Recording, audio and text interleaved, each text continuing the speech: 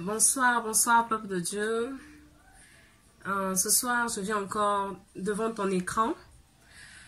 Je vous apporte un message. Le but de ce message, c'est d'édifier le peuple de Dieu. Et je bénis toute personne qui recevra ce message et je vous prie de partager ce message. Ça sera pour la gloire de Dieu. En fait, le thème de mon message, c'est la grâce. La grâce. Nous connaissons tous la définition de la grâce, mais le sous-thème de ce message, c'est le Dieu des surprises inattendues. Le Dieu des surprises inattendues. Avant ça, j'aimerais faire une petite introduction avant de dévoiler mon message. Pour la jeunesse aujourd'hui, c'est un message très important. Quand je parle des dieux, un Dieu des surprises inattendues. Une surprise, c'est quelque chose à laquelle on ne s'attend pas.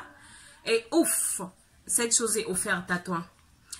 Voilà pourquoi j'aimerais encourager un jeune, j'aimerais encourager une fille, j'aimerais encourager un garçon.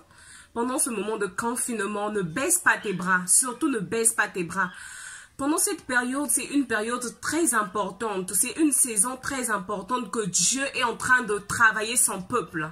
Après cette saison, il y aura un impact mondial. Il y aura un réveil mondial. Dieu va toucher les jeunes. Dieu va toucher, Dieu va... En fait, je ne sais pas comment expliquer cela, mais Dieu va déverser sa grâce. Dieu va déverser beaucoup de choses après ce moment de confinement. Ce moment de confinement, ce sont les moments que nous devons vraiment nous rapprocher de Dieu. Ces moments de confinement, ce sont les moments que nous devons apprendre ce que nous n'avons pas eu la chance d'apprendre pendant que nous étions occupés. Ne ratez pas cette chance. Ne perdez pas ce moment précieux. Ce moment, c'est un moment de préparation. Ce moment, c'est un moment de retraite. Jeunes gens, toi qui m'entends, toi qui reçois ce message, je te prie d'être dans la présence de Dieu. Sois dans la présence de Dieu parce que après ce moment, il y aura un impact, il y aura un réveil mondial. Il y aura des jeunes qui serviront Dieu de partout dans le monde.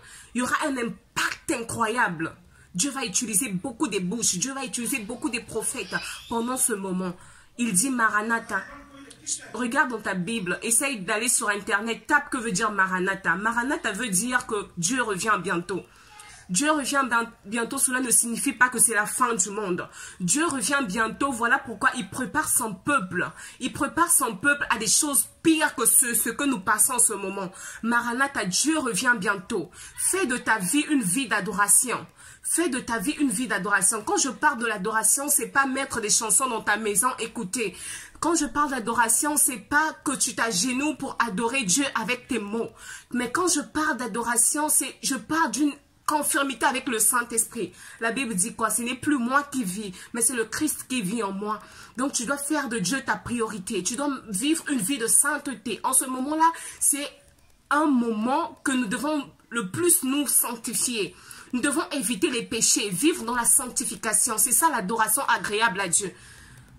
Le sacrifice qui est agréable à Dieu, c'est un esprit brisé. Quand tu te prosternes devant Dieu, tes mains sont propres, tu élèves tes yeux, tu élèves tes mains et Dieu reçoit ta prière. Voilà pourquoi nous devons nous sanctifier. Nous devons vivre une vie de consécration. C'est ça l'adoration. Un adorateur, c'est une personne qui vit dans la sainteté. Un adorateur, c'est une personne qui craint Dieu. Un adorateur, c'est une personne qui se fie à la parole. Un adorateur, c'est une personne qui fait confiance à Dieu. Sois un adorateur. Parce que Maranatha, il revient bientôt. On ne sait pas quand il reviendra. On ne sait pas quelle heure. On ne sait pas quand. Mais nous devons nous préparer. Surtout la jeunesse. J'insiste sur la jeunesse. Préparons-nous. Préparons-nous.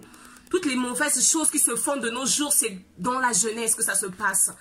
Dieu dit que nous sommes, la Bible dit que nous sommes dans ce monde, mais nous ne faisons pas partie de ce monde parce qu'il nous a mis à part. Sois différent de ton entourage, sois différent de tes amis, sois différent jeune.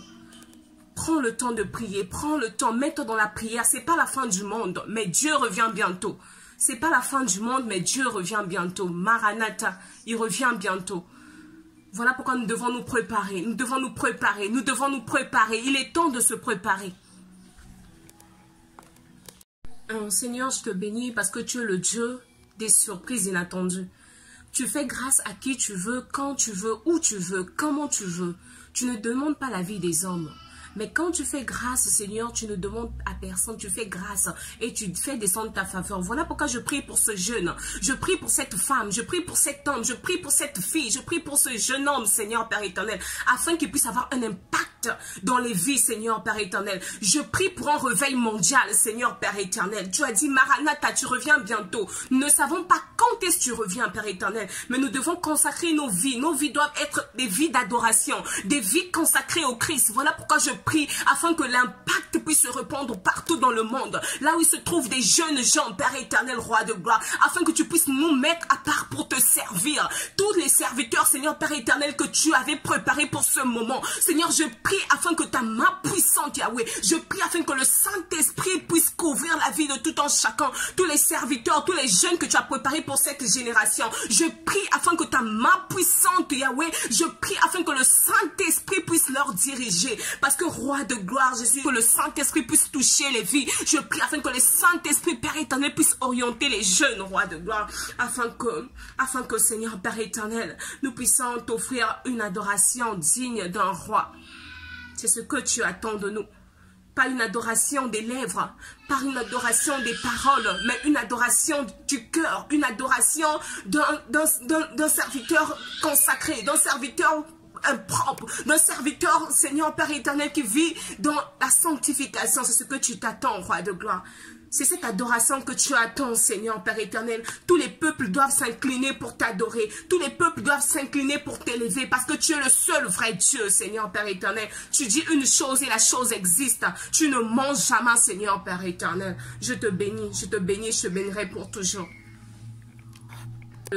Comme je le disais au début, le thème de mon message, c'est la grâce.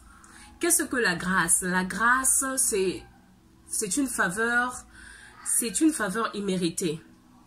C'est une faveur imméritée qui vient de l'Éternel, un Dieu à qui nous faisons confiance. Mais j'ai encore un sous-thème en dehors de la grâce, c'est un Dieu des surprises inattendues. Le Dieu que moi je prie, c'est un Dieu des surprises inattendues. Que me révèle ce sous-thème? J'ai eu à parcourir, je bénis Dieu pour mon église, je bénis Dieu pour l'église Bélarcy, parce que je fais partie de ce corps qui est composé de plusieurs membres. L'église Bélarcy, en ce moment, nous sommes en train de méditer le livre de Luc. En méditant le livre de Luc, je lisais l'histoire de Zacharie et sa femme Élisabeth.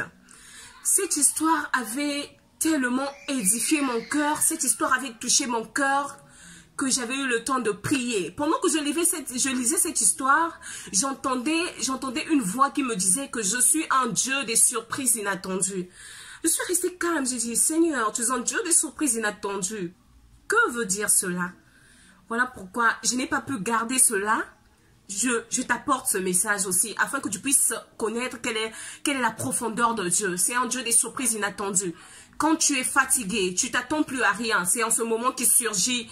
Il envoie son ange et son ange te dit, ne crains rien. Ne crains pas. Ne crains pas. C'est ce Dieu-là que nous prions. C'est ce Dieu-là. Quand il dit une chose, la chose arrive. Peu importe le temps que ça prendra, cela arrivera sûrement. Le verset principal de mon message, c'est Luc. Luc 1, du verset 5 au verset 19. Vous pouvez lire cette histoire, l'histoire de Zacharie et sa femme Élisabeth. Vous pouvez lire, cela va vous édifier. Comme je disais dans Luc 1, verset 5 jusqu'à 19, on nous parle de l'histoire de Zacharie. Zacharie est un sacrificateur. De nos jours, un sacrificateur peut être appelé comme prêtre. Un sacrificateur, c'est un pasteur. Un sacrificateur peut être appelé comme serviteur de Dieu. Zacharie était un serviteur de Dieu à l'époque. Et sa femme, sa charmante femme, s'appelait Élisabeth. La Bible nous précise que ce couple était un couple juste, un couple intègre, un couple qui marchait dans la crainte de Dieu. Ils étaient irréprochables. Donc, ils marchaient dans la crainte de Dieu. Ils obéissaient toutes les lois. Ils obéissaient toutes les règles. C'était un couple des justes. C'est ce que la Bible nous précise. Et qu'est-ce qui était le souci dans ce couple? Malgré ce couple était un couple irréprochable, malgré que ce couple craignait Dieu, malgré ce couple servait Dieu, mais il y avait une anomalie dans ce couple. La femme Élisabeth était stérile pendant plusieurs années. Oh mon Dieu, cette histoire, en fait cette histoire a réveillé ma foi. Cette histoire m'a encore redonné cette histoire m'a redonné la soif, en fait m'a donné encore la force de prier, de servir Dieu dans la consécration. Parce que de nos jours, qu'est-ce que nous faisons comme chrétiens? Nous servons Dieu pour des intérêts personnels. Nous servons Dieu afin qu'il puisse nous donner le mariage. Nous servons Dieu afin qu'il puisse nous donner les enfants. Mais ce n'est pas ça le but du service. Dieu nous a créés afin que nous puissions le servir. La Bible dit que tous ceux qui respirent louent l'Éternel. Louer l'Éternel, c'est le servir. Louer l'Éternel, c'est le rendre grâce pour ce qu'il fait dans nos vies. Il nous a créés, il connaît nos désirs, il connaît que nous sommes des hommes, il connaît notre nature. Bien sûr, Dieu nous a créés. Mais qu'est-ce qu'il dit dans sa parole? Dans Matthieu 6, verset 33, Dieu dit, cherchons premièrement le royaume et la justice de Dieu. Et toutes ces choses vous seront données par-dessus tout. Ce couple, malgré qu'ils étaient stériles, malgré que la femme était stérile, mais ils n'avaient jamais abandonné Dieu. Ils n'avaient pas dit, mais comme Dieu ne nous donne pas des enfants, allons d'abord chercher les féticheurs pour avoir des enfants. Non, ils n'ont pas abandonné la voie de Dieu. Ils étaient intègres dans la voie de Dieu. Donc pour eux, la priorité, c'était de servir Dieu. Leur priorité, c'était pas d'avoir les enfants. Leur priorité, c'était pas avoir des voitures. Leur priorité, c'était pas de voyager, aller en France. Mais leur priorité, c'était de servir Dieu. Normalement, c'est ce que nous, chrétiens, nous devons faire. Nous devons d'abord servir Dieu avant de voir les choses de ce monde. L'Éternel a dit quoi dans sa parole? Dans Psaume 37, verset 4. La Bible dit, fais de l'Éternel tes délices et il te donnera ce que ton cœur désire. Dieu connaît les désirs de nos cœurs. Dieu connaît ce que tu recherches. Dieu connaît quel est ton souci. Donc, sers-lui d'abord et il te donnera ce que ton cœur désire. C'est ce que cette histoire m'a encore appris. Cette histoire m'a encore appris et je lirai le verset 11, Luc 1, verset 11. Que me dit la Bible? Dans Luc 1, verset 11, en fait, comme je le disais, le verset principal de mon thème, c'est de Luc 1, du verset 5 jusqu'au verset 19. Pour ne pas prendre assez de temps, je lirai juste les versets clés, le verset 11, le verset 12 et le verset 18, afin que tu puisses comprendre. Ce couple, c'était le couple de Zacharie et Élisabeth. Ce couple était un couple des justes. Ils marchaient dans l'intégrité, ils craignaient Dieu. Mais la femme était stérile. Élisabeth était stérile. Pendant tout ce temps, ils continuaient de servir Dieu. Et dans le verset 11, on nous dit que pendant que Zacharie était allé à l'église servir Dieu comme d'habitude, c'était un culte des offrandes du parfum. Les offrandes du parfum, c'est un culte là où le peuple de Dieu partait offrir des parfums à Dieu. Je lirai le verset 11 afin que tu puisses comprendre. Pendant que Zacharie était dans l'église, dans le temple, alors un ange du Seigneur apparut à Zacharie et se tient debout à la droite de l'autel des parfums. Zacharie fut troublé en le voyant et la frayeur s'emparait à lui. Mais l'ange dit à Zacharie, ne crains point. Ma soeur, je te dis là où tu es, ne crains point. Même si ton problème a pris 10 ans, ne crains point. Ce Dieu-là est au contrôle. Même si ça fait 20 ans que tu recherches ce que tu recherches, ne crains point. Je continue ma lecture. Zacharie, car ta prière a été exaucée. Ta femme Élisabeth enfantera un fils. Et ce fils, excusez-moi, car ta prière a été exaucée, ta femme Élisabeth enfantera un fils et tu lui donneras le nom de Jean. Ça, c'est pas une bonne nouvelle. Pendant les années, ce couple n'avait pas d'enfant. C'est probable qu'ils priaient fort pendant leur jeunesse. Après leur mariage, ils priaient, Dieu donne-nous des enfants, Dieu donne-nous des enfants, Dieu donne-nous des enfants. L'Éternel n'a pas intervenu. Mais malgré cela, ils ont continué de marcher dans l'intégrité. Ils ont continué de servir Dieu. Jusqu'à ce jour, un ange apparut pour dire à Zacharie que Dieu a exaucé sa prière. Oh Seigneur, tu es un Dieu des surprises inattendues. Tu es un Dieu qui ne ment jamais. Tu es un Dieu qui ne ment jamais. Tu es un Dieu qui ne laisse pas tomber son peuple. Tu es celui qui étanche les soifs. Et dans le verset Dans le verset 18, lisons le verset 18 afin que nous puissions comprendre. Je suis en train de sauter les versets parce que je ne peux pas prendre tout le temps en train de lire les versets. À la maison, tu peux prendre tout ton temps de comprendre. Oui, je lis le verset 18. Zacharie dit à l'ange, « À quoi reconnaîtrai-je cela? À quoi reconnaîtrai-je cela? Car je suis vieux et ma femme est avancée en âge. Oh Seigneur! » Le Dieu des surprises inattendues. Un Dieu infaillible. Il ne faillit point. Pendant que Zacharie reconnaissait que lui-même, il est vieux. Il savait que sa femme est vieille. Mais l'ange lui dit que Dieu a exaucé ses prières. Sa femme enfantera un enfant qui s'appellera Jean. Oh Seigneur. Et là, je lis le verset 19. L'ange lui répondit. Je suis Gabriel. Je me tiens devant Dieu. J'ai été envoyé pour te parler et pour t'annoncer cette bonne nouvelle. Et voici, tu seras muet et tu pourras parler jusqu'au jour que ces choses arriveront.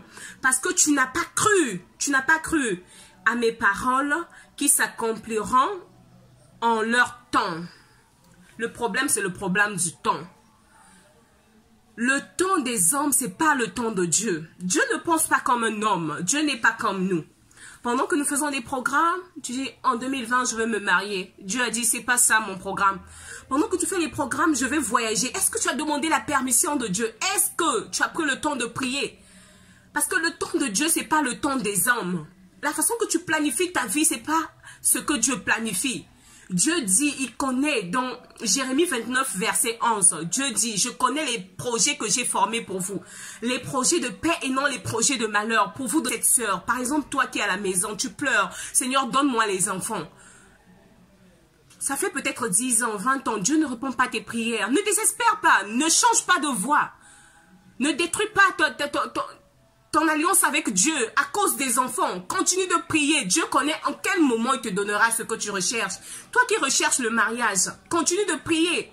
Mais ne perds pas ta foi. Ne te dis pas, comme Dieu ne me donne pas le mariage, j'irai en boîte chercher le mariage. Dieu ne me donne pas le mariage, j'irai dans la franc-maçonnerie pour chercher le mariage. Non, Dieu connaît à quel moment il te donnera. À quel moment il te donnera, parce que c'est un Dieu des surprises inattendues. La Bible dit qu'il est le maître de temps, maître de circonstances. Rien de ce qui se passe, tout ce qui se passe, Dieu connaît. Dieu connaît ta situation, Dieu connaît ta vie. La seule chose qu'il te demande de faire de lui, c'est tes délices. Fais de lui tes délices, fais de lui ton préféré. Même si le mariage n'arrive pas, continue de prier, continue de prier. C'est ça la priorité. Prier, après Dieu te donnera. J'ai une autre histoire que j'ai eu à parcourir. C'est l'histoire de la multiplication des pains. Tu connais certainement cette histoire. Mais peut-être que tu l'avais lu, mais ta compréhension était différente à ma compréhension. Quand je lisais ce verset, j'ai compris une chose. Je ne lirai pas ça, mais je veux juste exprimer ce que j'ai compris par rapport à ce verset. C'est dans Matthieu, cela se trouve dans Matthieu 14, du verset 13 au verset 21. Tu peux lire à la maison. Je lisais l'histoire de la multiplication des pains. Pendant que Dieu était dans la barque, je veux parler en bref, pendant que Dieu était dans la barque, il aperçut un peuple nombreux qui est venu vers lui pour écouter la parole. Quand tu viens vers Dieu, c'est pour écouter la parole. Quand tu viens vers Dieu, c'est pour le servir, pour l'écouter. Ce peuple était venu pour écouter Dieu. Ce peuple était nombreux. C'était un peuple nombreux qui était venu pour écouter la bonne nouvelle auprès de Dieu. Après avoir écouté la bonne nouvelle, il était tard dans la nuit. Les disciples de Jésus viennent vers Jésus pour le dire, mais maître, il est tard, ce peuple doit rentrer pour aller manger quelque chose. Pendant que les disciples se disaient que ce peuple va rentrer sans manger, pendant que ce peuple se disait aussi, ah, après la prédication, nous irons à la maison chercher quelque chose à manger. Mais Dieu avait quelque chose de prévu pour eux. Oui, Dieu a demandé à ses disciples, qu'est-ce que vous avez? Les disciples ont dit, Seigneur, nous avons 2 poissons et 5 pains. 2 poissons et 5 pains. Le Seigneur Jésus a rendu grâce et les pains se sont multipliés. Les pains qui se sont multipliés ont nourri 5000 personnes, 5000 hommes, sans compter les femmes et les enfants. Bien-aimés.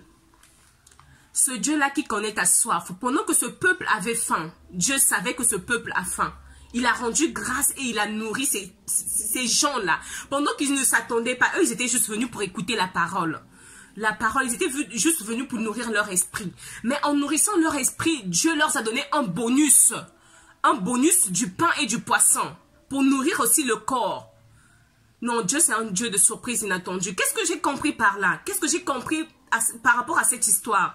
J'ai compris que quand on s'approche de Dieu, on le sert avec soif, on le sert dans la vérité, on le sert dans la consécration, on le sert avec confiance. Ce Dieu-là ne nous laisse pas. Il nourrit notre physique et il nourrit notre spirituel et puis il nourrit notre physique. Donc quand tu le sers, tu fais de lui tes délices. Il te donnera ce que ton cœur désire. Tu désires un enfant, sers Dieu dans la consécration. Tu désires un enfant, marche dans la sainteté. Tu désires un enfant, ne laisse pas le chemin de Dieu. Continue à prier. Tu cherches un enfant, sers Dieu d'abord. Après, il te donnera ce que ton cœur désire. Je vous bénis tous là où vous êtes. Merci de m'avoir écouté chez toi à la maison. Je te prie de partager ce message. En fait, c'était ce que j'avais ressenti en lisant ce verset. Je ne pouvais pas garder ça pour moi-même. Et j'ai apporté ce message pour édifier un homme qui a passé beaucoup des années dans la stérilité. Une femme qui a passé beaucoup des années dans la stérilité. Je suis venue pour édifier une personne qui a une promesse de Dieu. Beaucoup longtemps attendu. Ça fait longtemps que tu attends cette promesse. Dieu te montre des grandes choses. Dieu te dit, je t'emmènerai au-delà. Dieu te dit, observe mes lois, je t'emmènerai au-delà. Toi, tu vois les années passées. Tu te dis, Seigneur, mais ça fait longtemps que j'attends. Continue d'attendre. Reste là. Dieu, c'est un Dieu des surprises inattendues. Même dans ce moment de confinement, nous nous disons que nous sommes dans la maison depuis longtemps. Nous n'avons pas de boulot. Nous n'avons pas d'argent. Là, ce sont les pensées des hommes. Nous pensons à la crise après le confinement. Mais laisse-moi te dire que ce Dieu-là fera quelque chose de bon. La gloire de la seconde maison sera plus grande que celle de la seconde maison. Il y aura un réveil mondial. Les jeunes serviront Dieu comme pas possible. Pendant ce confinement, toi jeune, prends ton temps de prier, prends ton temps de méditer. Tu ne connais pas là où Dieu va t'emmener demain. C'est le moment de consécration. Prions, jeûnons. Marchons dans la sainteté, laissons le péché. Parce qu'il n'est plus temps de blaguer. Ce n'est plus le temps de perdre notre énergie en faisant des choses sans importance. Consécrons-nous à Dieu. Prenons le temps de prier parce que c'est un Dieu des surprises inattendues. Pendant que tu es en train de souffrir, pendant que tu penses, pendant que tu te demandes, tu te poses plusieurs questions. Mais laisse-moi te dire qu'il est en train de faire des choses. Il est en train de faire des choses. Ne baisse pas les bras. Ne te dis pas que mais ma vision, mais mes projets. Non, il connaît tout cela. Ne te dis pas, mais Seigneur, tu m'avais dit que cette année sera une année de délivrance. Cette année sera une année de prospérité. Mais cela peut se faire. Il ne demande l'avis de personne pour agir. Il ne demande l'avis de personne. Il n'est pas comme les hommes. Nous, les hommes, nous planifions. Nous, les hommes, nous pensons comme nous-mêmes. Nous faisons nos plans selon la nature. Nous faisons nos plans selon ce que nous voyons. Nous faisons nos plans selon les comparaisons. Tu as vu l'autre te marier, toi aussi tu veux te marier. Je te dis, attends le temps de Dieu. C'est ça, le Dieu des surprises inattendues. Ce Dieu-là te surprendra. Il te surprendra. Pendant que Sarah était stérile, elle avait la double ménopause. Parce qu'en cette époque, à 45 ans, c'est la ménopause. Mais Sarah avait atteint 90 ans. Sarah avait atteint 90 ans. Qu'est-ce qui s'était passé? Le Dieu de surprise inattendue l'avait donné Isaac. Ce même Dieu qui l'avait donné Isaac, je te dis que Sarah avait gardé foi. Sarah n'était pas allée chercher un autre Dieu pour servir afin d'avoir Isaac. Mais c'est ce même Dieu-là qui l'avait promis, qui l'avait donné parce qu'elle était restée dans la droiture. Je prie afin que toi qui n'as pas d'enfant, ce Dieu-là qui avait donné à Sarah un enfant à 90 ans, je prie afin que ce Dieu-là puisse toucher ton ventre, afin que tu puisses recevoir cet enfant au temps de Dieu. Ne désespère pas. Ne désespère pas. Ne désespère pas. Ne désespère pas. Ce Dieu qui avait fait rentrer Esther dans la maison du roi. Pendant que Esther n'avait pas de position. C'était une fille qu'on ne pouvait pas compter parmi d'autres. Mais Dieu avait fait grâce à Esther de rentrer dans la maison du roi. Je te dis, ma soeur, toi qui cherches le mariage, marche dans la consécration. Marche dans la droiture, marche dans la sainteté, garde ton corps pour ce temps-là que Dieu a préparé pour toi. Et tu verras ce que Dieu fera pour toi. Voilà pourquoi j'aime souvent chanter cette chanson.